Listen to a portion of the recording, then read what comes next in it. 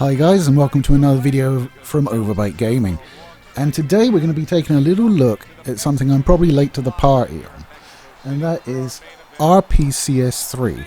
This is a PlayStation 3 emulator for the PC on Windows and I believe on Linux as well. I've been playing around with this for the last week after catching a video on YouTube about it, and I'm quite impressed by it. It's not perfect, but it does a really good job when it actually works properly. So PS3 games for me are a little bit problematic because my PC doesn't have a Blu-ray drive. So normally you would just take your disc, put it in your PC and dump it, and then use the files on the emulator. Because I don't have a Blu-ray drive, I've been downloading ROMs. I do need to stress that it is actually illegal to download ROMs that you do not own, so take that as you will. I know a lot of people will download what the hell they want, and you know, technically illegal, so there you are. But the game's footage that I'll be showing, I do own all of the original discs. I've just downloaded them because I can't rip them because I don't have a Blu-ray drive. The emulator itself is really flexible and handy. It has a compatibility list, so you drag either your downloaded directory or your dump directory directly into it, and it adds it, and then it checks it against the compatibility list on the website, and it tells you what state it's in. So you have playable, in-game, and I think menu is the other one. I'm double checking. Intro, sorry, not menu. So there are currently no completely incompatible games. Menu means you can get to the menu. Intro. Keep saying menu. That's generally where it crashes, not the intro, but whatever. In-game means you can play it, but there may be poor performance, graphical glitches, stuff like that. And playable is playable. You should be able to play it without any problems. Now, that's not always been the case, but that might just be the settings on my end. The footage you're seeing is upscaled. So most PlayStation 3 games output in either 720 or 1080, the majority of which would be 720, and I'm upscaling to 1440 even though I'm capturing in 1080, so it would be upscaled and then downscaled and be very confused with itself. A lot of the games are locked at 30 frames per second, although there are some that will do 60. I've left the Afterburner overlay on so you can see the frame rate and the amount of stress it's putting on my system. Generally speaking, I'm having a really good time with it. There are some that are in-game and seem to be fine. There are some that are playable that I'm having problems with. But as I said before, this could just be the settings that need to be tweaked at my end. There is a wiki for it which will give you settings for individual games, but they don't appear to have entries for every game. And in fact, there are some games that don't turn up on the compatibility list either. For instance, I've been playing Warriors Legends of Troy, which is basically Dynasty Warriors but around the Trojan War. That's not on the compatibility list but appears to run absolutely fine. I've had one crash, but no other problems other than that, and I've played it for over 9 hours. So it works well enough for my liking. Dynasty Warriors Gundam 3 in fact, that's another game I've played quite a bit of, probably more than I did originally on the PS3. It runs at 60, it looks pretty good upscaled. Love it. I'm having a few issues with some other games though that are at in-game status. So Fight Night Round 3, which is probably my favourite of the Fight Nights. It has massive texture problems with the boxers. Just the boxers, everything else looks fine, it's just the boxers look really have a lot of texture issues and have like black parts all over them, and it makes them really distracting. Much the same in UFC Undisputed 3, where the fighters are essentially just silhouettes. The textures on them are completely balked. In that respect though, the team behind the emulator work really hard. I mean, I have had so many updates. I've only been dicking around with it for like a week, but I've had like days where there's been like 4 updates rolled out. So they are working incredibly hard in narrowing down the list of unplayable games. They've completely eliminated that now and are working on getting it more compatible and adding additional games. I think for the most part it's a great emulator. It allows you to do a lot of things, so you can upskirt, you can turn off frame limiters, even though if the game's locked to 30 it's not going to go above that.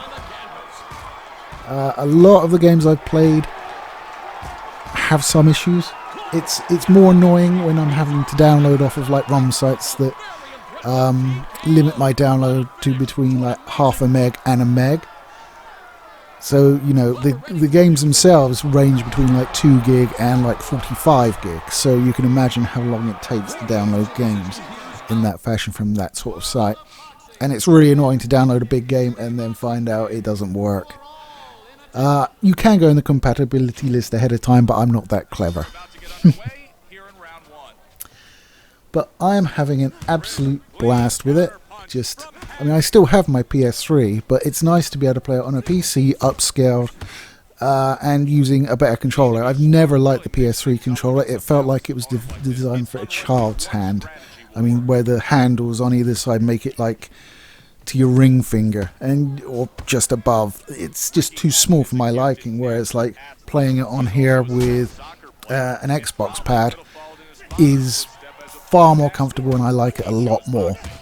There are some issues which I have encountered that are endemic to it.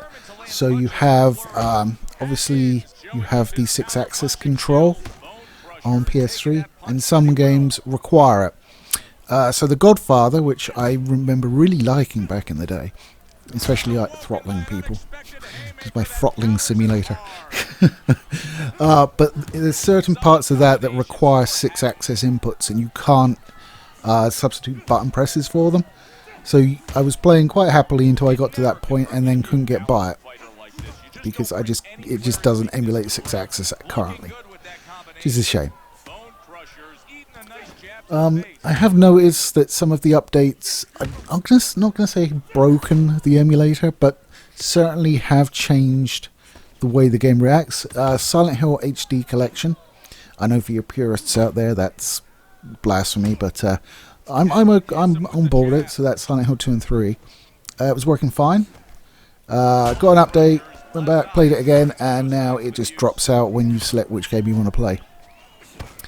So whether or not that's a broken compatibility issue with the emulator itself, or whether or not just the settings that I had attributed to the game are now no longer valid and can't be used. You can save individual custom settings to every game, and you can change it so you have your global settings as well. And then you just right click on the game you want to play and you can boot with custom or you can boot with default settings. It's really nice to be able to do that because then you don't have to go in every time to a game that requires a certain fix or loading a certain library and setting up those options every time you want to play it. So it's really nice in that regard. And just running it off an SSD. I mean, you remember like back in the day when you're waiting for your PS3 to install on your crappy little laptop hard drive that they came with. And it just flies through the installation, puts it on. Load times are barely there for a lot of games. Due to the size of them, I have had to like decant a lot of them onto a mechanical hard drive, but it's still faster than the original, so good job there, lads. And that's basically it. I mean, just go on and Google it, you'll find it, no problems at all. That's RPCS3. I want to call it RCPS3. And I keep having to look at the screen to get the name right because that's what I want to call it. But no, it is RPCS3. You'll find the download. It's obviously 3. And then just download the ROMs for the games you have if you want to do it legally. Or if you have a Blu-ray drive in your PC, there is software out there which will enable you to dump the discs, and that's a fairly easy find as well on Google. It's almost as though Sony support it. I know they don't. But you can download the firmware from Sony's website. Before you had to go and either dump a console, or you had to go and find it through less than legit means. in order to get the firmware. This time you can just download the newest firmware from Sony's website, and you can actually install updates for the games. Again, this requires a third-party piece of software, which I will endeavour to find the name of now as I'm talking, which of course I should have prepared earlier, but I'm an idiot, so you know me. Hear any noise, apologies. My fiance has decided, after me telling her that I'm recording, that hoovering would be a good idea downstairs. Hopefully that's not coming across, but I've just shamed her if it is anyway. Yeah. Love is grand. Let me see if I can find this damn thing. I really hate the way it goes to quick access on bloody Windows 10. Apparently my PC isn't good enough for Windows 11. Yeah, it's 700K and an RTX 2080 Super, and it's not good enough for Windows 11. It's a setting that I need to change, but I really can't be asked to deal with it. So it's PS3 GUD, which is PS3 Game Update Download Tool. So it's GUDT, in fact. It's done by Posterous, and all you do is you go in and you can get it to import from the emulator and just put all of your games in there and then search for the updates. The emulator itself will tell you if there's an update available for each game, or you can just go and type in the serial number, which the emulator also provides, and search for it manually. Once it's done that, it will download it to a directory. You go and grab the folder, drop it into the emulator, and it will install the update for your game as well. And so you can run all your games fully patched. So it's almost as though Sony are kind of supporting it, in the fact that you're using official Sony websites and assets to get these updates. So it's really nicely done. It's really nicely integrated. As I said, it's not 100% successful. I've got a few games that I cannot run. There's a few games that aren't on the list that will run perfectly well, as I've said, such as TNA Impact's not on the list, but that runs fine. Warriors Legends of Troy runs fine, even though that's not on the list. There are a few which apparently are playable, but I'm having problems with. But outside of that, it's a really nice experience, and if you're a PlayStation 3, oh boy, it will open up your eyes to be able to play it upscaled and, you know, with a decent controller, for lack of a better word.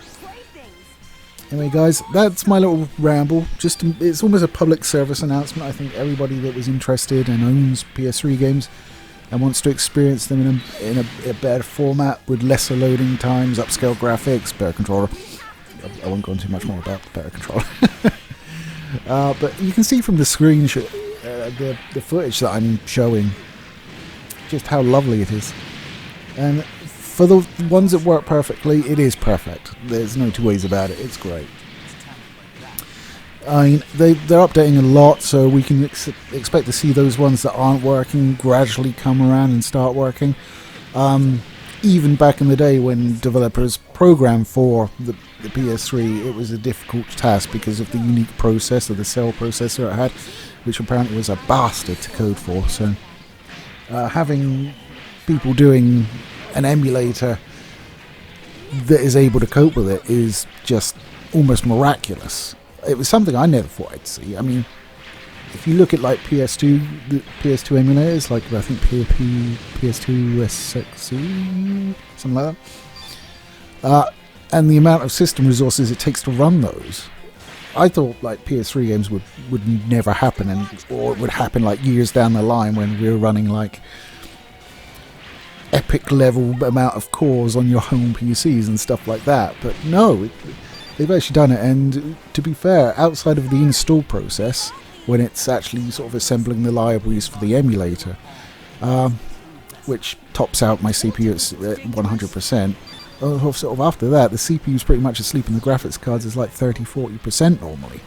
So highly recommended. So I've seen the games being played on as low as a 1050 Ti, which isn't a particularly powerful graphics card, but you know, you can scale your games, you can play them at default resolution, you can upscale them, you can put on VSync for any screen tearing, and just generally improved the look of it a little bit.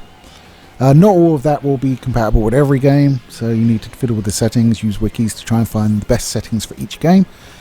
But it's doable, it's fun, and it's a PS3 game running on your PC, which is pretty neat, in my opinion. So there you go, guys. I mean, at the end of the day, I've got a PS3 set over there, which I don't really need now. You know, if they get a few more games on board and up to spec, then I don't really need it anymore. I mean, I'm having to keep it because otherwise I have to go on the PlayStation Network and buy the ones that are available again as a digital form, which I don't really want to re-buy my games. Sony, take a page out of Microsoft's book and actually install some backwards compatibility for the PS3 and the PS2 and the PlayStation 1. I know the 5 can do 4 and 5 games, but come on. Let's have a bone for like the fans of the PlayStation out there that have been with you from the start, like I have. That'd be nice. Especially as you might want to make yourself a little bit more popular, since Microsoft is buying the titles most people want to play at the moment. Yeah, bye Call of Duty. Bye. Anyway, guys, that's me done. As I said, more of a public service announcement than a review. It's, as I say, it's free to do, so go try it out. It's not, if I can get it running, you can. I'm not that clever, so have a go, see what you think. Maybe your favouriteest game from that period will run perfectly and you'll experience it in a slightly better form and re-enjoy it all over again. Anyway, guys, that's me done. Let me know what you think down below, and tell me what your favourite PS3 game is. I'm probably... Ooh, I wasn't prepared for this. Not prepared at all. My favourite PS3 game was probably...